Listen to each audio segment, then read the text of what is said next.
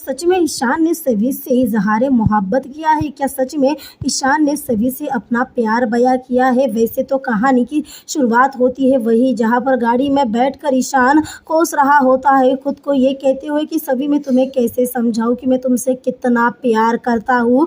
वो भंवर पाटिल सही इंसान नहीं है और अपने गम के चलते ईशान वही बैठा होता है कि तभी उसकी नज़र जाती है बाजू वाली सीट पर जहाँ पर पेपर्स पड़े वाले रहते हैं जो शायद भंवर पाटिल को देने होते हैं, जिसे देखने के बाद ईशान सोचता है कि कहीं भंवर पाटिल दोबारा से सभी को परेशान ना कर दे और इसीलिए ईशान सोचता है वापस जाने का। वैसे ईशान पुलिस स्टेशन वापस जाता भी है, वहाँ गया ही होता है कि वो देखता है कि वही गुंडे जिन्होंने ईशान का नाम लिया है अभिषेक की सुपारी लेने के, वो गुंडे बाहर आकर चाय पीने लगते हैं चाय के टपरी पर और बातें करने लगते हैं कि भंवर पाटिल पूरा पागल हो चुका है उस लड़की के चक्कर में, बस उस लड़की के चक्कर में ना जाने कितना पिटवा दिया हमें। तभी दूसरा इंसान कहता है अरे हम लोगों को इतना पीटा तो इतना दर्द हो रहा है, पर जिस लड़के को हम लोगों ने इतना बुरी तरह से पीटा उसका क्या हाल हो रहा होगा। वैसे उसे ज़्यादा मारते तो वो मर ही जाता और ऊपर से पूरा का पूरा इल्ज़ाम उस ईशान पे आ जाता और ज़िंदगी भर उसे जेल में सड़ना पड़ता। वैसे ईशान ये सारी बातें सुन लेता है और ये भी सुन लेता है कि भंवर पाटिल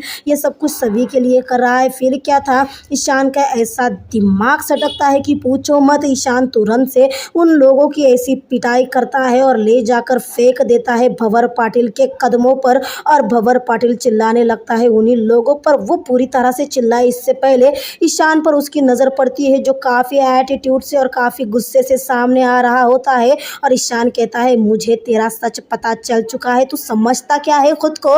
और उसी दौरान हो जाती है फिर से टक्कर टशनबाजी ईशान और भंवर पाटिल में, क्योंकि अब जब ईशान को सच्चाई पता चल चुकी है तो भंवर पाटिल पीछे थोड़ी हटने वाला था। भंवर पाटिल ने ईशान को एक टीचर के ही रूल में मतलब कहते हुए कि तू मास्टर है ना, मास्टर को सवाल पूछने की आदत होती है, मैं तुझसे सवाल पूछता हूँ मुझे जवाब दे और मैं ऑप्शन भी देता हूँ। 4 ऑप्शन देता है जो पूरी तरह से घूम फिर कर आ जाते हैं सभी की तरफ और लास्ट ऑप्शन भंवर पाटिल ईशान को देता है कि चौथा ऑप्शन ये कि ऊपर के जो भी मैंने ऑप्शन कहे हुए वो सिर्फ और सिर्फ सही है, जी हाँ। और उसके बाद ईशान कहता है कि तुमने ये सब सभी के लिए किया, जिसके बाद भंवर पाटिल कहता है तू मास्टर है, सच में तू मास्टर है क्योंकि मैंने ये सब कुछ सभी के लिए किया, ये तुझे अब जाके पता चला है। हाँ मैंने ये सभी के लिए किया है क्योंकि सभी माजिया है और जिस अभिषेक ने सिर्फ सभी के लिए रिश्ता लाया था उसका मैंने ये हाल कर दिया है, तू तो उसके ऊपर कुंडली मार के बैठा है, जी हाँ सभी के इर्द गिर्द तू कुंडली मार के बैठा है, तो सोच मैं तेरा क्या हाल करूँगा। अब भाई ईशान थोड़ी ना चुप बैठने वाला था, ईशान ने भी जवाब दे दिया कि जिस लड़की को तू छुई मुई सी समझने लगा है ना वो ज्वालामुखी है, ज्वालामुखी, और जब ज्वालामुखी फटता है ना तो बड़े बड़े भंवर को वो निगल लेता है और मेरा नाम ईशान है, ईशान का मतलब होता है सूरज, और सूरज तुझ जैसे भंवर को 10 भंवर को नहीं 100 भंवर को वो एक पल में सुखाने की ताकत रखता है। और ईशान एक तरह से भंवर पाटिल को अपनी टोन में समझा के जाता है कि हम दोनों से दूर रहे, जिसके जाने के बाद भंवर पाटिल भी कहता है कि मैं ऐसा वैसा भंवर नहीं हूँ, मैं ऐसा भंवर हूँ जो तेरे जैसे सूरज को भी निकल जाऊँ, तेरे जैसे सूरज को भी ख़त्म कर दूँ। और भंवर पाटिल का गुस्सा देखने लायक था, पर अब ईशान थोड़ी ना शांत बैठने वाला था। ईशान ने तुरंत से सभी को वॉइस मैसेज भेजा कि मुझे अभी के अभी तुमसे भोसले इंस्टीट्यूट में अपने कैबिन में मिलना है। वैसे काफ़ी स्ट्रेस में और अपनी पढ़ाई करते हुए सभी रात के वक्त पढ़ाई कर रही होती है, हरिणी सोए वाली रहती है। जैसे ईशान का वॉइस मैसेज वो सुनती है वो तुरंत से ईशान को जवाब दे देती है कि जो भी बात करनी है वो मैसेज के ज़रिए दीजिए, जिस पर ईशान सभी का वॉइस नोट सुनने के बाद कहता है अब मुझे इतना तो हक होगा कि मैं तुमसे फेस टू फेस बात करूं, मुझे बहुत ज़रूरी बात करनी है तुमसे। और ईशान सभी को बुला लेता है और ईशान के बुलाने से सभी भी वहाँ पे चली जाती है।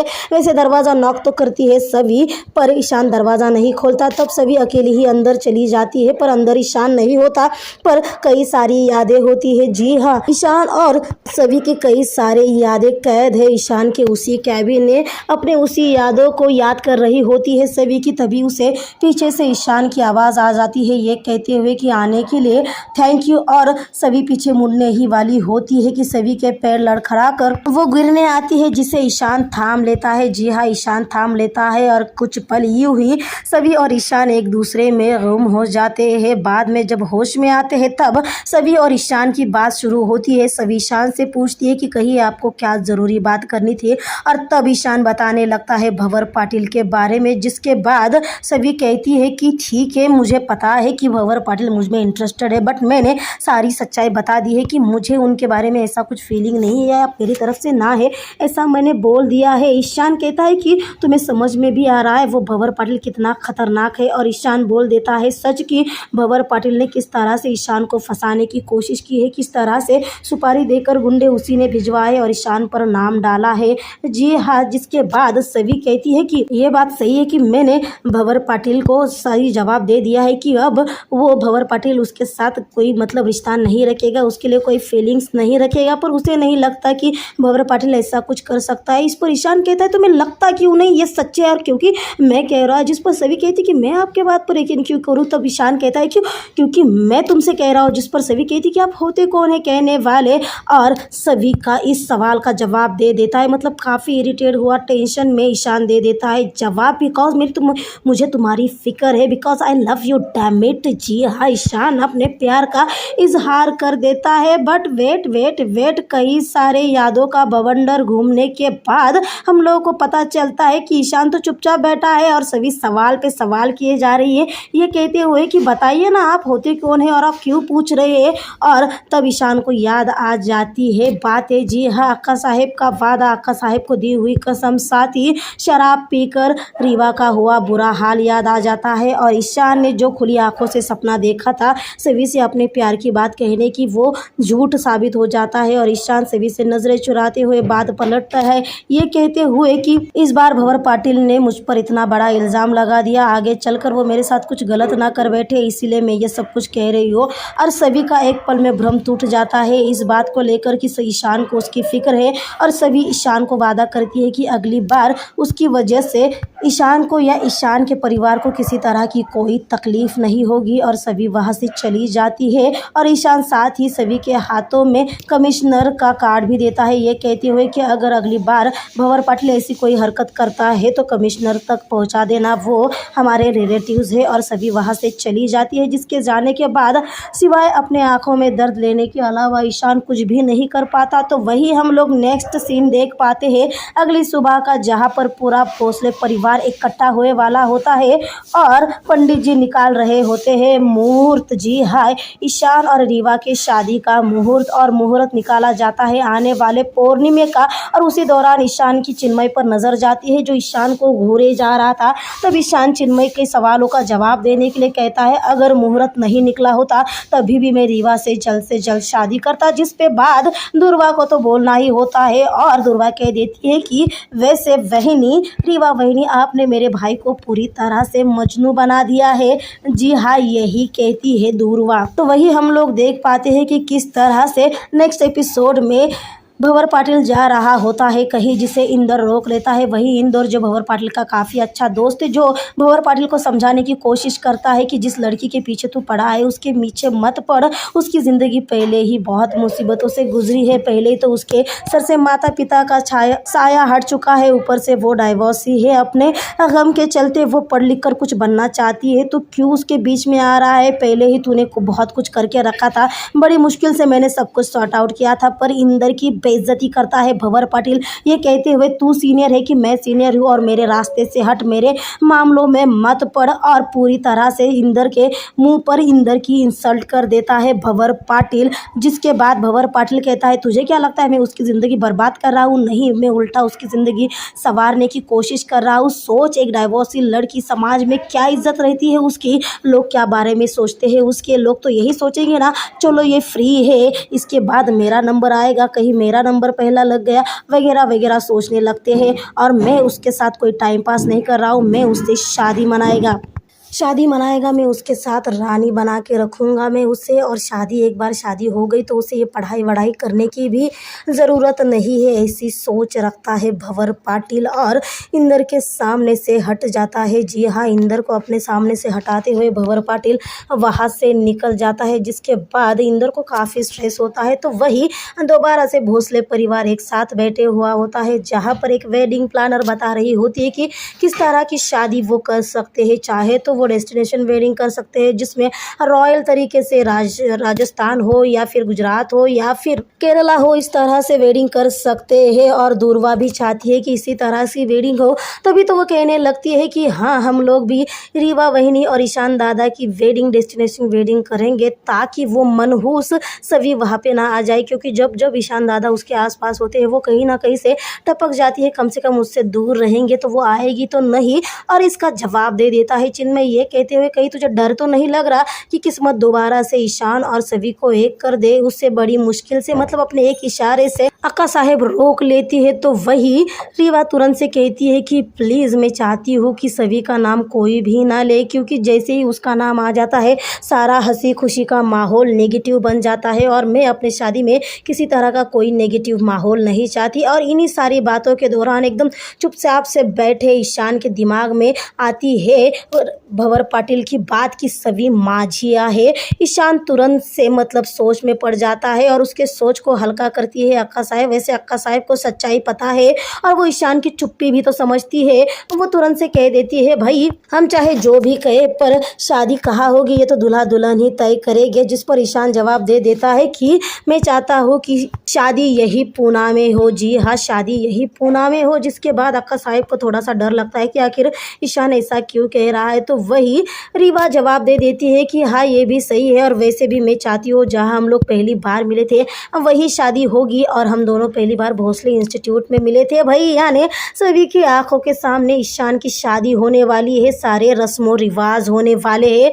तो अब से दोबारा से सभी के जख्मों पर भर भर के नमक छिड़का जाएगा। अभी तभी तो देख लीजिए ना, नेक्स्ट सीन में हम लोग देख पाते हैं कि किस तरह से सभी अपने दुकान पर बैठकर पढ़ाई कर रही होती है, हरिनी चाय बना रही होती है। ईशान उसी रूट से आ रहा होता है और उसकी नज़रें एक टक से सभी पर अटक जाती है। वो अपनी नज़रें हटाने का नाम ही नहीं लेता। दोनों इस तरह से एक दूसरे में खो जाते हैं कि पूछो मत। मानो वहाँ पर कोई दुनिया हो ही ना, सारी दुनिया ख़त्म सी हो चुकी हो, रुक सी हो चुकी हो। तभी तो बाजू वाला इंसान कह देता है ईशान से, ओ भाई साहब अपनी गाड़ी को बाजू में लीजिए, ट्रैफिक जाम हो रहा है। और तब ईशान वहाँ से चला जाता है, पर हरिनी और शुक्ला जी एक दूसरे को देख रहे होते हैं। तो नेक्स्ट एपिसोड में हम लोग देख पाते हैं कि किस तरह से दूरवा अपने दोस्तों के साथ प्लान कर रही होती है ईशान और रीवा की शादी का, और किस तरह से वो बता रही होती है कि ईशान और रीवा की शादी भोसले इंस्टीट्यूट में होने वाली है और हम सब लोग मिलकर एक डांस प्रिपेयर करेंगे। और तुरंत से दूरवा ऑर्डर भी कर देती है अपने दोस्त को, ये कहते हुए कि तुम्हारे रिलेटिव्स में जो एक कोरियोग्राफर है उनसे कह दो, और हम तुरंत से एक अच्छा सा डांस भी बिठा लेंगे। उसी दौरान दूरवा की नज़र जाती है सभी पर, और सभी के जख्मों पर नमक छिड़ाने का कोई मौका दूरवा छोड़ेगी तो बोलिए। तभी तो उसने तुरंत से कह दिया है कि पार्टी तो हम लोग अभी इसी वक्त करेंगे, और तुरंत से पियून को बुला के कह दिया है कि उस मैडम को जाकर ये मिठाई दे दीजिएगा और कह दीजिएगा राव साहेब ने भेजी है ईशान सर और रीवा मैम के शादी के खुशी में। जी हाँ, और वो बेचारा पियून भी वैसे ही करता है, जाकर सभी के सामने वो बॉक्स मिठाई का दे देता है, जिसे देखने के बाद दूरवा हंसने लगती है, ये कहते हुए कि देखो कैसी सभी के शक्ल कैलेंडर की तरह लटक गई है। वैसे ये सब तो हो ही रहा होता है, और कहीं ना कहीं दूरवा की ये हरकत कामयाब भी हो जाती है क्योंकि ईशान और सभी का रिश्ता टूटने के बाद से दोनों भी इतने बड़े गम से गुजरने लगे हैं। ऊपर से ये न्यूज़, और इस तरह से सभी उस बॉक्स को देखकर, मिठाई के बॉक्स को देखकर काफ़ी दर्द भरी आंखों से देख रही होती है, और वो उस मिठाई को लेने ही वाली होती है। तो ओ माय गॉड, उस मिठाई के डब्बे को फेंक कर भंवर पाटिल आ जाता है वहाँ पर, और उस पियून को इतना मारने लगता है, किसी जानवरों की तरह पीटने लगता है। सभी उसने रोकने की कोशिश करती है, तो भंवर पाटिल कहता है कि ये लोग जानबूझकर आपको चिढ़ाने की कोशिश कर रही है, जिस पर वो पियून माफ़ी मांगते हुए कहने लगता है कि ये सब मैंने उनके कहने पर किया है, और दूरवा की तरफ हाथ करता है। भाई दूरवा पर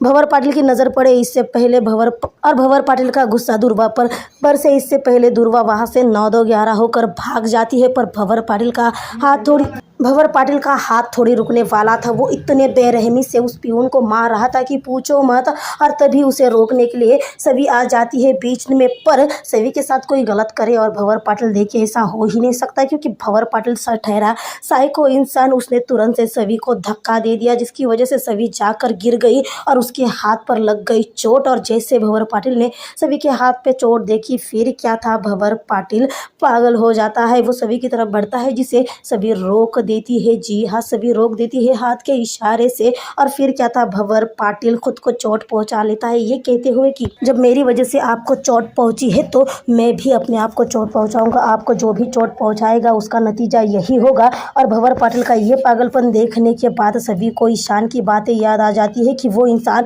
बहुत ज़्यादा खतरनाक है और भंवर पाटिल की वजह से ना सिर्फ सभी खतरे में है बल्कि उसके आसपास के लोग भी खतरे में है। यानी एक तरह से ईशान ने जिस बात को साबित करने की कोशिश की थी, जिस बात को साबित करने के लिए कहा था, वो बात अपने आप से आकर सभी के सामने साबित हो चुकी है। अब क्या करेगी सभी, कैसे दूर करेगी अपने आप से भंवर पाटिल को, किस तरह से भंवर पाटिल से पीछा छुड़वाएगी, क्योंकि इतने आसानी से तो भंवर पाटिल उसकी ज़िंदगी से जाने से रहा। ऊपर से ईशान की शादी हो रही है, किस किस गम को झेलेगी सभी। और ऊपर से उसके एग्ज़ाम भी तो आ रहे हैं। जी हाँ, सभी के एग्ज़ाम्स आ रहे हैं जिसकी जी जान से वो पढ़ाई कर रही है। भाई सभी का सपना